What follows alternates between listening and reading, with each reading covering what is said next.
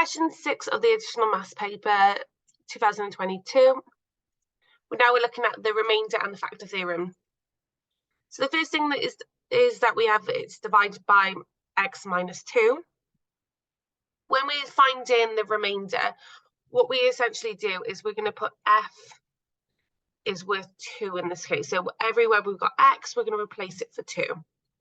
So first of all, we're going to show the examiner what we're doing. So we're just going to write that out with our 2 substituted in.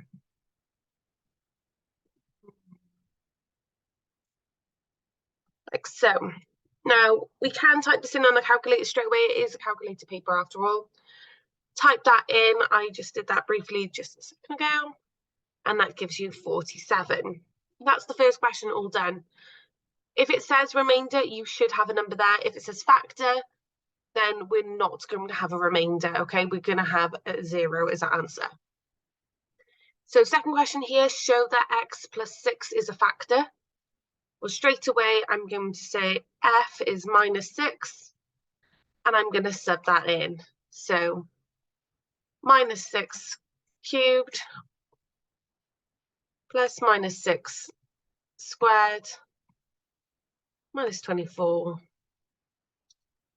minus 6, nearly missed that minus out then, plus 36. Again, if we type that into the calculator, it's going to give you 216 plus 36 minus, I believe, sorry, that's got minus, isn't it? There we go. So plus 144 plus 36. We know 36 and 36 is going to add up to make us 72. Add it onto the 104, so 216 gives us an answer of 0. So for that first part now, let's just check we got all the marks.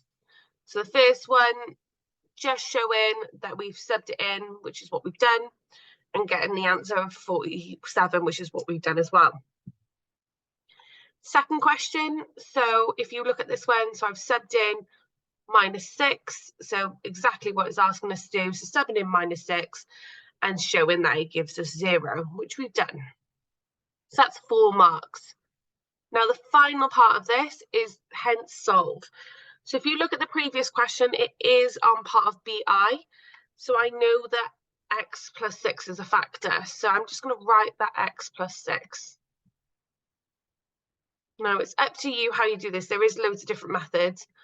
This is the method that works with me.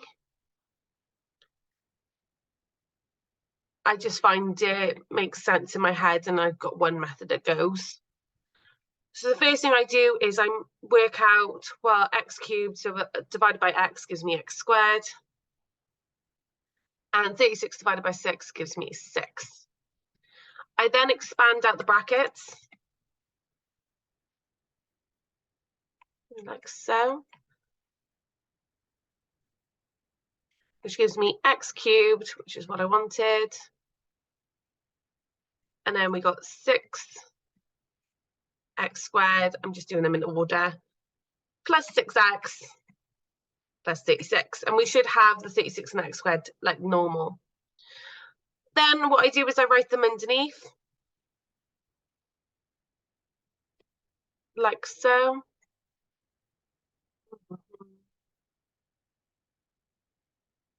And then I subtract as I go. So x cubed plus, take away x cubed gives me 0.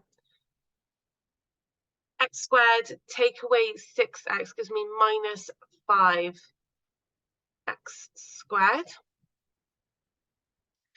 And minus 24x, take away another 6 gives me minus 30x. And then that gives me again 0. Now, the reason why I do it is because it's nice and easy to see this bit then. So if we've got minus 5x squared minus 30x, we know that x plus 6 is a factor. So we're just trying to find out what the other part is. So I'm going to do x plus 6. Well, everything has to be times by 5, but in fact minus 5. So that minus 5 X goes by there, and I've missed my X out. But I'm hoping you see it at the top. Once you're there, you just expand it, well, factorising this little top bit. So x squared minus 5x plus 6. Nice, simple. So minus 3 and minus 2. There we go. So our final answer to this would have been x plus 6, x minus 3, x minus 2. And we are done. It doesn't say solve, so we don't need to say what the values of x are either. Okay, so finishing this off, so as long as we show some intention to divide, which is what we've done, so that gives us B1, sorry, M1. Wow, my M is awful there. Let me tidy that up. There we go. Then showing that we've got our x squared minus 5x plus 6, that gives us A2. So straight away, just using my method, I've got 3 marks. And then the last one for my final answer, A1. There we go. Hopefully you managed to see where those marks are coming from. This is a nice question. It does tend to come up quite a lot. What I would suggest is just practicing your style. If you're using my style, that's great. It does work every time. And you can then use it in A level as well. Right, thank you.